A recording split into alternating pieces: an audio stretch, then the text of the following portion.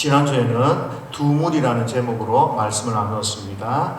예수님을 따라가는 무리들이 있었는데 진짜 예수님을 따르는 무리가 있고요. 표면적으로 자기의 생각을 가지고 예수님을 따르는 무리도 있다고 말씀을 드렸습니다. 그래서 진정한 성도의 삶이 무엇이고 진짜 믿음이 무엇인지 우리는 고민하면서 하나님 앞에 늘 나가야 되는 것이죠. 내가 걸어가는 길이기 때문에 하나님이 기뻐하시는 길이다. 그런 논리는 성립되지 않습니다.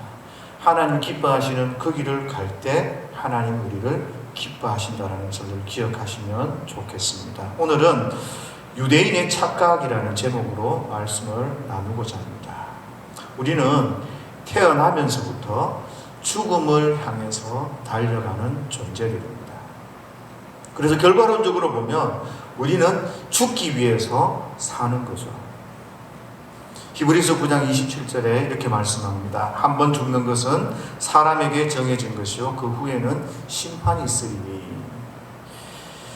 이렇게 우리 사람들은 죽음을 피할 수 없고 하나님의 심판을 결코 피할 수가 없습니다. 그런데 이 중요한 문제를 우리가 살아가면서 생각하는 사람은 굉장히 지혜로운 사람입니다.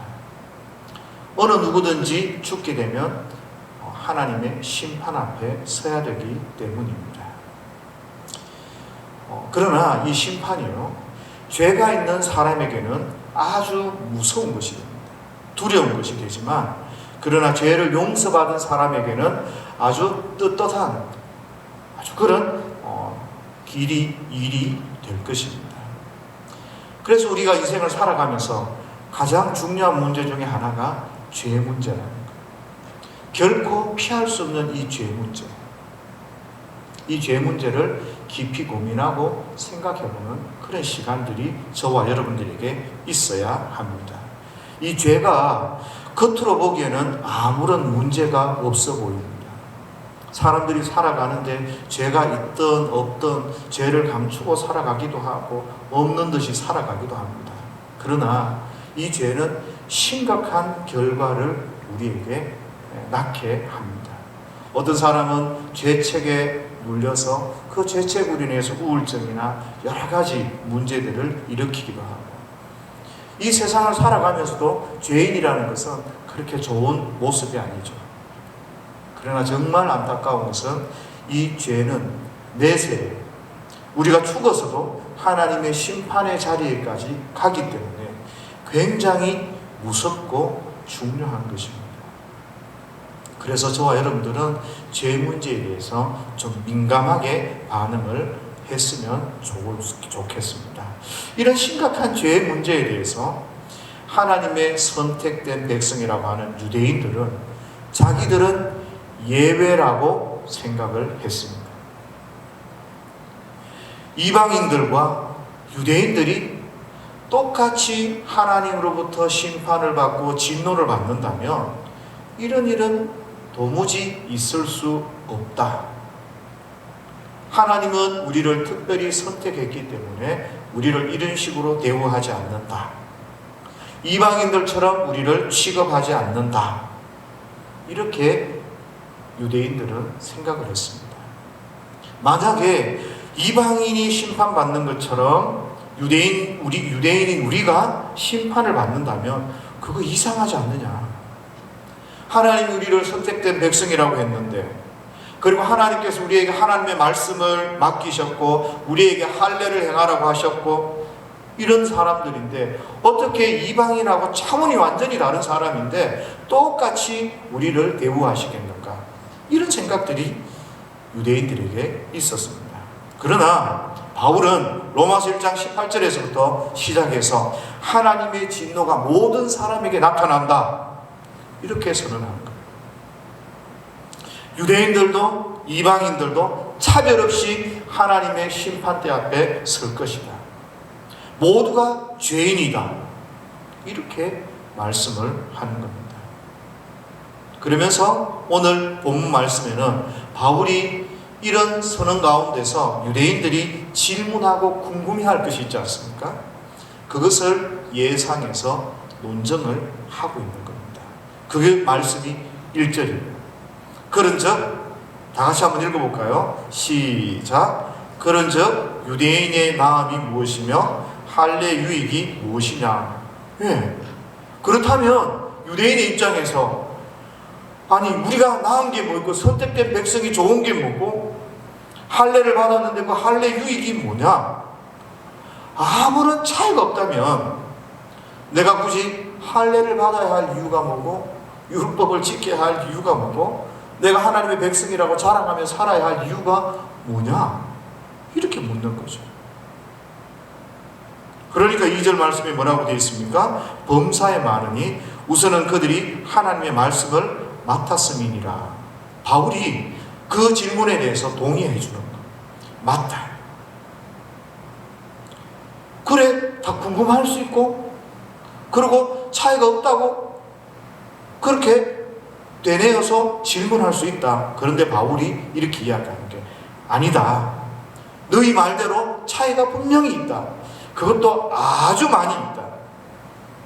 유대인들은 아주 큰 특별하고 큰 특권을 받은 그런 민족이고 그런 사람들이다 라고 바울이 말하는 거예요.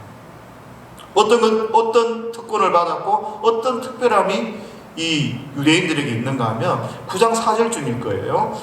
하나님께서는 이스라엘 백성을, 유대인들을 양자를 삼았고 그들과 언약을 맺었어요. 그리고 그들에게 하나님의 말씀인 율법을 주었어요.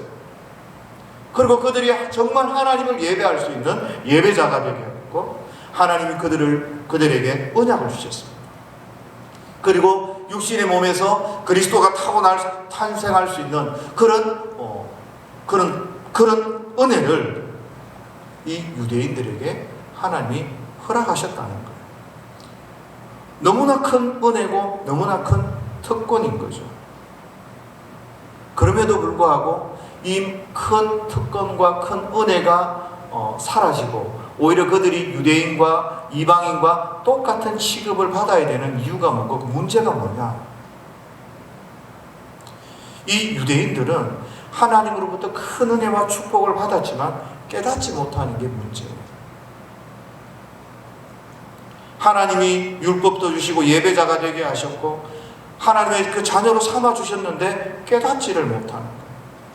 뭘 깨닫지 못하는가? 이런 큰 은혜와 축복을 받았는데 그 이유가 무엇인지를 모르는 거죠. 건강도 주셨습니다. 재물도 주셨습니다. 은혜를 주셨습니다. 기도하는 가운데 하나님이 살아계심을 깨닫게 해주셨습니다. 그러면 어떻게 살아야 됩니까? 하나님의 말씀 앞에 순종하고 하나님의 위대하심이 드러나고 하나님의 뜻이 우리를 통하여 이루어질 수 있도록 그렇게 순종하고 빛과 소금된 역할을 감당하며 살아야 되는데 유대인은 그렇게 안 살았다는 거예요. 하나님의 말씀이 자기들을 통해서 성취될 수 있도록 예수 그리스도의 오심을 기다리며 빛된 역할을 감당하며 그렇게 살아야 되는데 유대인들이 이스라엘 백성들의 그 역사를 보면 늘 배반하고 자기 멋대로 살아내고 하나님이 없는 듯이 살아내고 하나님의 백성답게 살아가지 않았던 것입니다. 우리의 삶도 마찬가지 아니겠습니까? 축복을 받고 은혜를 받고 하나님이 살아계실 깨달으면 교회는 복음을 전하고 다른 사람들을 돕고 섬기고 하나님을 더 깊이 알아가고 하나님의 말씀 앞에 두려워 떨며 그렇게 살아야 되는데 그러지를 못하는 겁니다. 어느 틈엔가 감사가 사라집니다. 어느 틈엔가 기쁨이 사라지고 예배가 사라지고 형식만 남게 되는 거예요. 하나님보다 자기가 앞서고 하나님의 뜻보다 내 생각이 앞서는 그런 삶을 우리가 살아가곤 하는 겁니다. 왜 이렇습니까? 하나님이 나에게 왜 이런 축복을 하셨고 왜 이런 특권을 주셨는가, 그 이유와 의미를 잃어버렸기 때문에 내가 무엇을 하며 어떻게 반응하며 살아야 되는지 깨닫지를 못하는 것입니다. 유대인들이 하나님으로부터 받은 특권이 있었음에도 불구하고 그 이유와 목적을 깨닫지 못해서 문제가 생기는 거죠.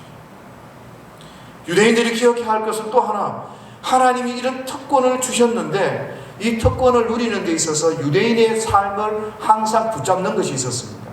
그게 뭔가 하면 죄 가운데 있을 때였습니다.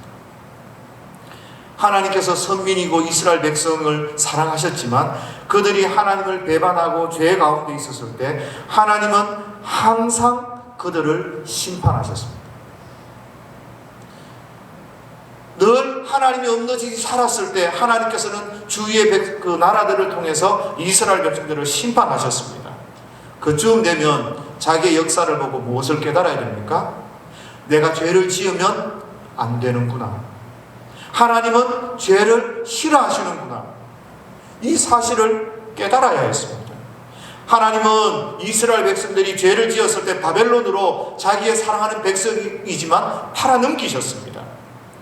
선지자들을 통해서 항상 죄를 경고하셨습니다. 그러면 죄와 하나님의 백성들은 함께 갈 수 없다는 것을 깨달아야 했습니다. 하나님 주신 이 축복과 죄는 같이 가는 게 아닙니다. 하나님 주신 이 특권, 하나님 주신 이 축복, 은혜들은 거룩하고 하나님의 사명을 이루어가는 데 사용하는 것이지, 나는 하나님의 백성이니까 괜찮아, 나는 죄를 좀 지어도 회개하면 하나님 나를 기다려주셔, 이런 착각, 이런 교만함에서 깨어져야 되는 것이죠. 죄는 심판을 받게 마련입니다.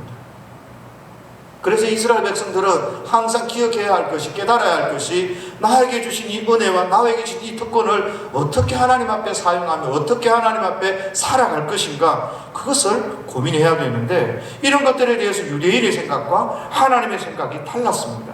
관점이 달랐고 해석이 달랐습니다. 그래서 3절 4절 말씀, 이런 말씀이 있는데요, 세 번역으로 제가 봉독해 드리겠습니다. 그런데 그들 가운데 얼마가 신실하지 못했다고 해서 무슨 일이라도 일어납니까? 그들이 신실하지 못했다고 해서 하나님의 신실하심이 없어지겠습니까? 그럴 수 없습니다.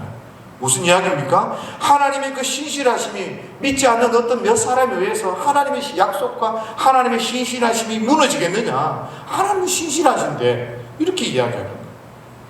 사람은 그럴 수 없습니다. 사람은 다 거짓말쟁이지만 하나님은 참되십니다. 성경에 기록한 바 주께서는 말씀하실 때 의로우시다 인정을 받으시고 재판을 받으실 때 주님께서 이기시려는 것입니다. 한 것과 같습니다. 이렇게 3절 4절 말씀에 기록이 되어져 있습니다. 어떤 일을 하는 데 있어서, 어떤 일에 있어서 유대인들이 하나님의 말씀을 신뢰하지 못하고 죄를 지었어요. 그 유대인들의 부족함이 하나님의 그 신실하심이 없게 하겠느냐, 하나님의 신실하심을 망가뜨리겠느냐, 아니지 않는가, 이렇게 또 질문을 하는 거예요. 우리가 좀 부족하다고 해서 하나님의 그 거룩하심, 위대하심, 신실하심이 문제가 되겠습니까? 바울은 유대인들에 대해서 이렇게 해요. 맞다, 네 말이 맞다. 너희가 잘못했다고 해서 하나님의 위대하심과 신실하심은 훼손되지 않고 하나님의 신실하심은 여전하시다. 그런데 문제는 하나님이 유대인과 했던 그 언약, 그 약속은 유효하기는 한데 유대인 너희들이 생각하는 것처럼 그런 식으로 이루어지지는 않는다. 착각하지 마라. 그것을 바울이 이야기합니다. 그래요. 우리가 좀 부족하고 우리가 잘못되었어도 하나님의 신실하심은 망가뜨리지 않고 하나님은 여전히 신실하십니다. 그러나 내가 기억하는 대로 나는 신실하지 않지만 하나님은 여전히 나에게 신실하셔서 나는 하나님의 백성이고 나는 이방인들과 다른 대우를 받아야 되고 나는 특별 대우를 받아야 되고 하나님이 내 아버지시니까 나는 내 마음대로 살아도 죄 가운데 살아도 나는 괜찮습니다. 이런 생각은 안 된다는 거예요. 하나님의 신실하심은, 하나님의 언약은 이스라엘 백성들을 향했던, 유대인들을 향해서 약속하셨던 그 하나님의 언약은 어떻게 이루어지는가? 너희가 생각하는 그런 방식으로 이루어지는 것이 아니라 예수 그리스도를 통하여서 너희가 가지고 있던 모든 생각을 내려놓고 너희가 가지고 있던 모든 율법을 내려놓고 그 율법이 무엇을 말하는지 하나님 앞에 순종하며 그 참된 의미를 깨닫고 주님 앞에 순종할 때 하나님의 언약이 유대인들을 통하여 이루어질 수 있는 것이다. 이렇게 이야기하는 거예요. 이스라엘 백성, 너희가 지금 행한 행동은 예수님을 거절하는 거? 그거는 불신앙이다. 하나님을 믿지 않는 행위이고 하나님의 약속을 받지 않는 행위이고 하나님과의 언약을 깨뜨리는 행위이다.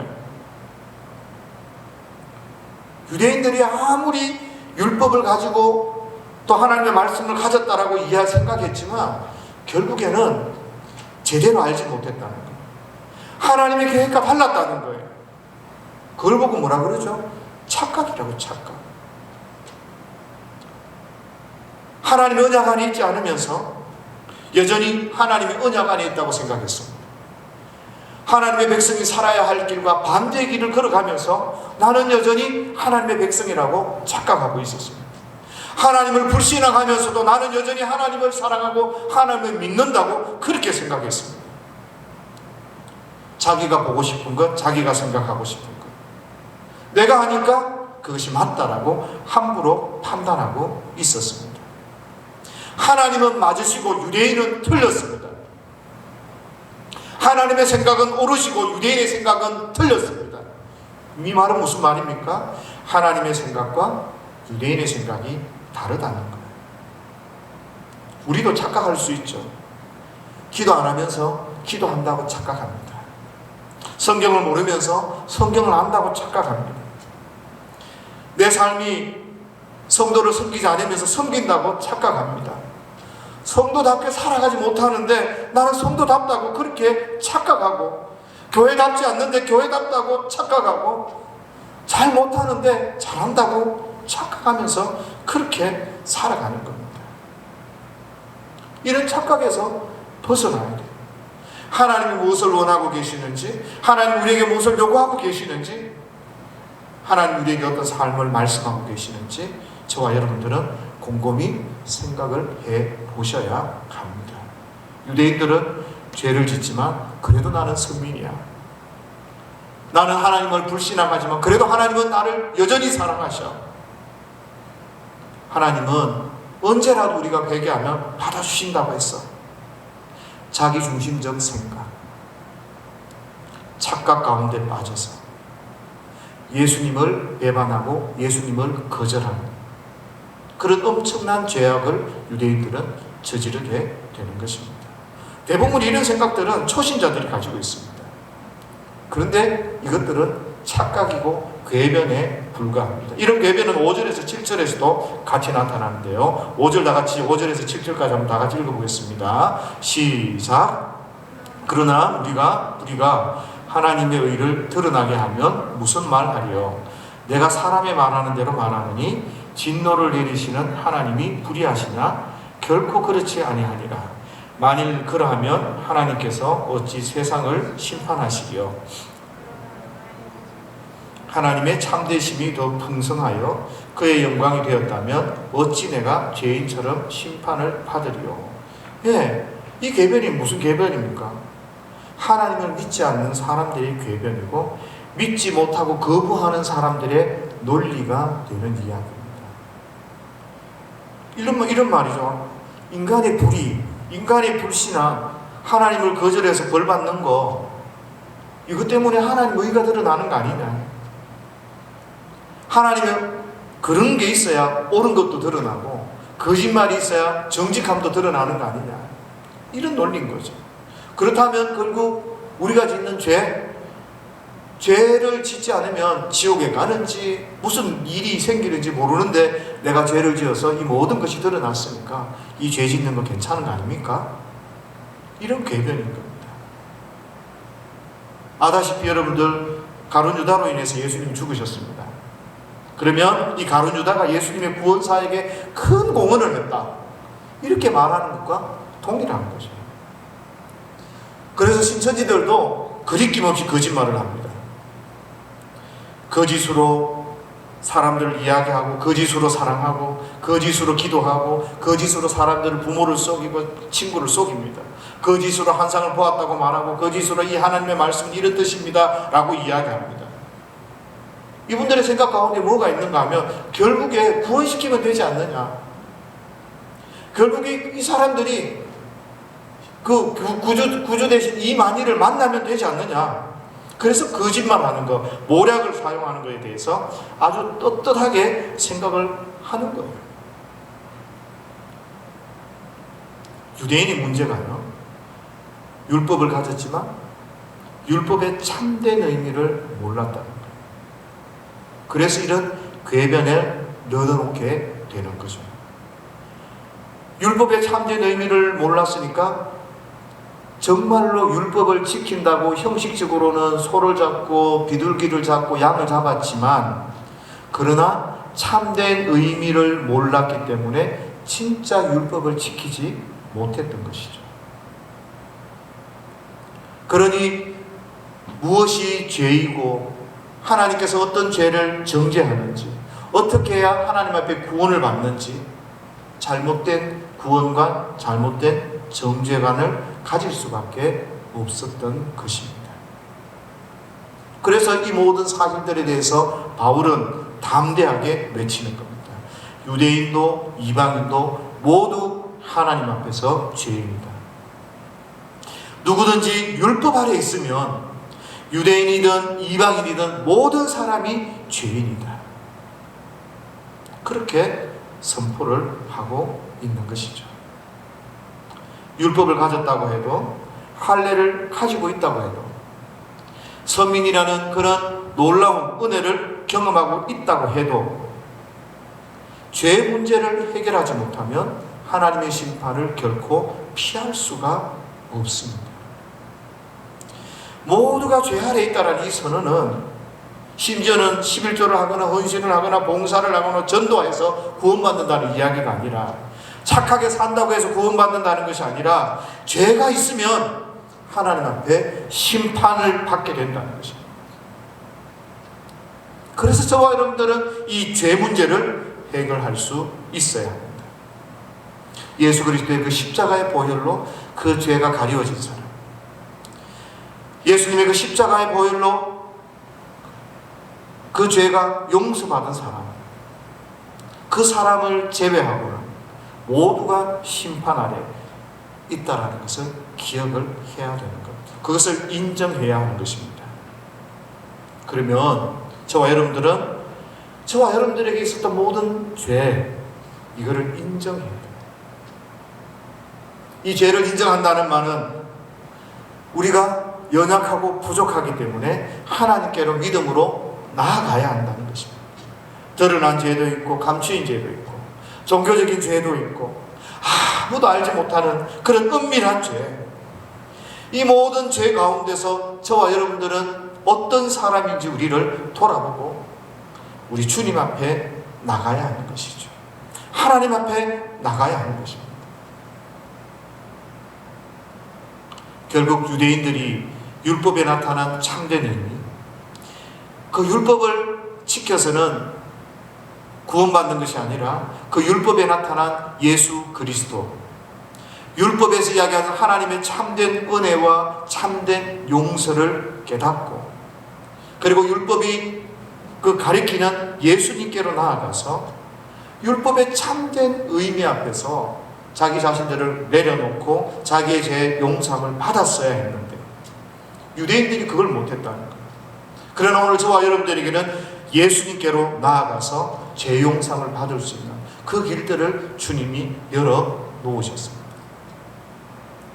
그래서 오늘 저와 여러분들은 우리에게 있는 이 죄 문제를 해결하기 위해서 예수 그리스도의 그 십자가 앞에 나아가야 하는 것입니다. 그리고 그분으로 말미암아, 그분이 용서하시는 그 용서하심으로 말미암아 저와 여러분들이 주님 앞에서 참된 자유를 얻어야 하는 것입니다. 그것이 없으면 아무리 신앙생활을 하고 아무리 11조를 하고 아무리 교회에 나와서 예배를 드린다고 해도 하나님 앞에 나아갈 수 없는 것이고 죄 용서를 받을 수 없게 된다는 사실을 오늘 저와 여러분들이 한 번쯤 기억하셨으면 좋을 것 같습니다. 오늘 설교를 전체적으로 한마디로 정리를 하면 이런 거예요. 저와 여러분들이 죄에 대한 인식, 죄에 대한 그 고백, 죄로 인하여서 우리가 주님 앞에 예수 그리스도의 그 십자가 앞에 나아가지 못한다면 구원은 불가능하다는 거예요. 왜요? 모든 사람이 죄인이기 때문에. 오늘 저와 여러분들이 하나님 앞에 믿음으로 내 삶은 어떤지, 그리고 나는 얼마나 하나님 앞에 믿음의 삶을 살아왔는지 한번 우리 자신들을 돌아보면서 그렇게 믿음으로 결단하고 고민하는 그런 시간들이 있으시기를 주의 이름으로 축복합니다.